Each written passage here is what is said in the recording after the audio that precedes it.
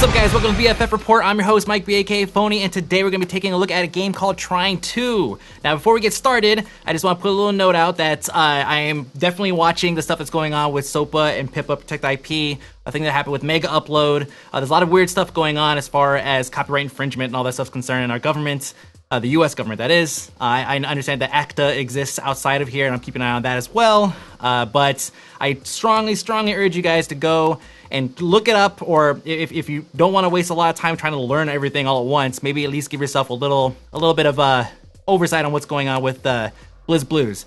Darnell does a pretty good job of explaining what SOPA and Pippa and all that stuff is, and why things that are pronounced dead aren't always dead. So anyways, Trine 2, let's go. The first thing we're going to take a look at is actually the starting screen. This is the title screen. When you first open the game, it pans out. It's very nice looking. You get to look around, see things. This is actually very cool looking. Then I realized that, oh, yeah, that's my character down there. And then it's like, oh, but wait a minute.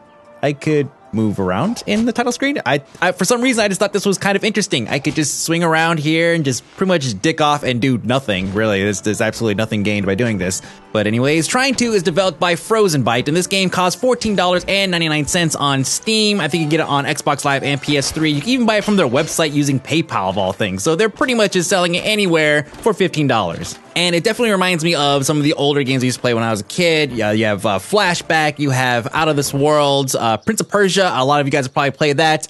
This is right up in there with those. Obviously, much more advanced, both in stylistically speaking and in gameplay. So let's talk about that for a minute. You have 3 characters that you can control. And if you're playing by yourself, you get to control all 3 of them, just not at the same time. You could swap out and do cool combos and all that stuff. You have a wizard who has the ability of conjuring up items, mostly a box and a plank, which you could later unlock through the talent system, which I'll show you in a minute.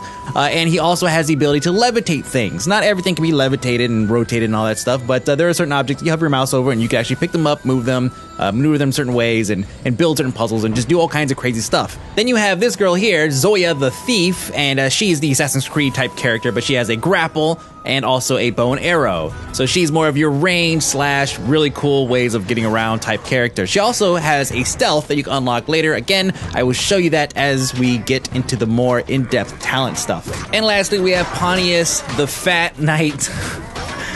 He's pretty much just the meat, right? He's just out there to just kind of take a beating. He has a shield, and he also has a 2-hander, big sledgehammer you could wield around, or even throw if you actually unlock that ability. But for the most part, he's pretty much just brute force everything. As far as the story is concerned, they don't really give you too much up front. Basically what happens is your wizard wakes up, and there's the Trine outside, big glowing lamp thing that floats around in the sky and like leads you on to these great adventures. And it doesn't really tell you, it doesn't talk, it doesn't say anything to you. So I just assumed that, well, if my wizard guy is trusting of the Trine thing, then obviously in Trine 1, things went pretty well between them, so I'm just gonna go ahead and go along with it. But throughout the entire first half of the game, all my characters are kind of questioning, wonder what he's trying to take us to.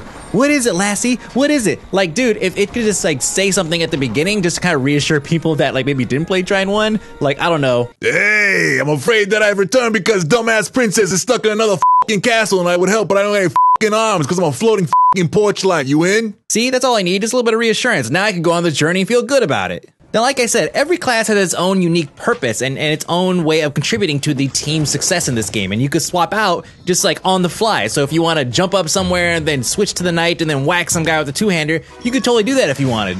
But even though every member of the team actually has its own unique way of contributing, the one that really stands out to me has got to be this wizard, because you could conjure up various different types of items to help you on along your way. So for example, you can grab things and lift them up.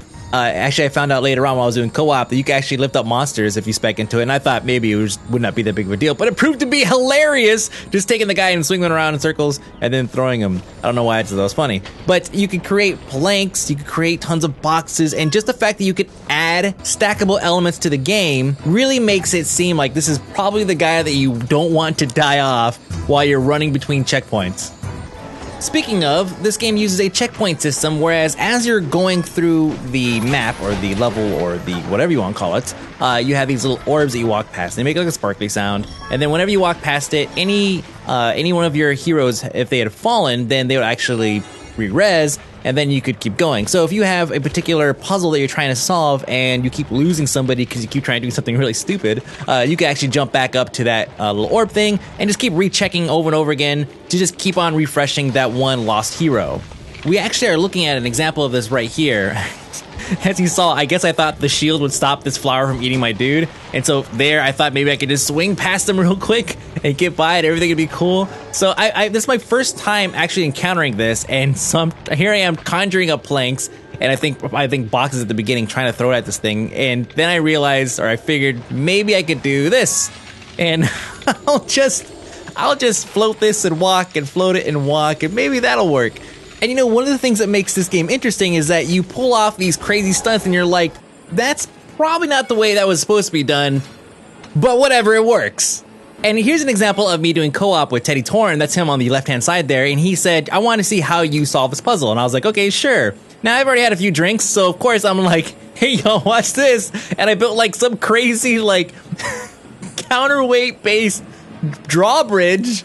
And the whole time I'm telling him, I'm like, bro, you jelly because you know it's going to work. And I actually was not 100% sure it would work. And it totally worked. And I'm like, in your face. There he is, like, blowing stuff up, trying to actually make it break. And it does.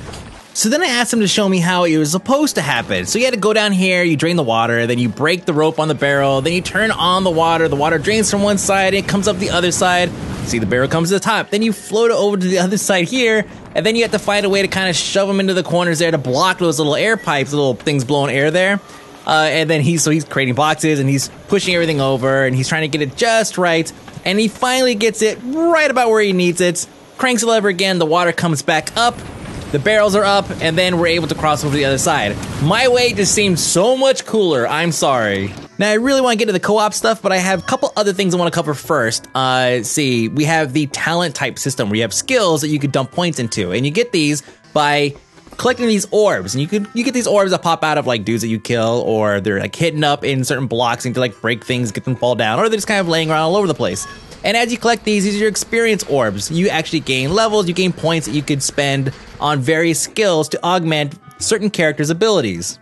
I ended up dumping a whole bunch of points into my wizard because I really like the ability to build stuff like this to make it easier for me to get across things that would otherwise take actual skill. Not having none of that. Not when I could build a crane and then just leap to victory. Now, while you're adventuring through, you're gonna run into these like mini bosses here, or actually these are probably actually bosses. As you can see, I'm not putting a dent in his health, which is located in the upper right corner, and so I thought that maybe I was just supposed to, I don't know, get him to swing really hard in one corner and get stuck, and then I would ninja my way over him or vanish and come to the middle and pull that lever. And you can see the lever takes forever to pull. Nothing I was doing was working. I even tried throwing boxes in his way. That was stupid. But eventually I realized that, okay, I just have to brute force it down, and that's pretty much it. But the thing is, all the way up to this point, the game has you thinking, oh, maybe there's some kind of complex way I could build like a Rube Goldberg machine, and that's going to solve all my problems. But, you know, honestly, sometimes, again, brute force fixes everything. Now we could talk about co-op. So, Teddy Torrin hits me up and he's like, hey dude, you want to do some Trine 2 co-op? I'm like, sure man, yeah, we'll do some. Again, so I did a little bit of research and I asked him some questions, and there's two different gameplay styles. You can do 3-man co-op or 2-man co-op, right? It doesn't matter. And people can actually come in mid-game if you leave it public. So if you're like, you know, playing 2 players and then like one randomly shows up, don't freak out. You can have up to 3 players. And there's the 2 different types allows you to either have 1, everybody could be the same class, or 2, everybody has to be a different class. And if you want to switch, then the other person you're switching with has to agree on it. For the purpose of this video, we all just decided to go freeform, where you could just be any class you want. There's no restrictions as far as how many duplicate classes could be on the screen. Now, this is the #1 reason why having 2 wizards inside of this game is completely OP. Is this not the Back to the Future, your hoverboard has to have power scene? I mean, this has got to be OP.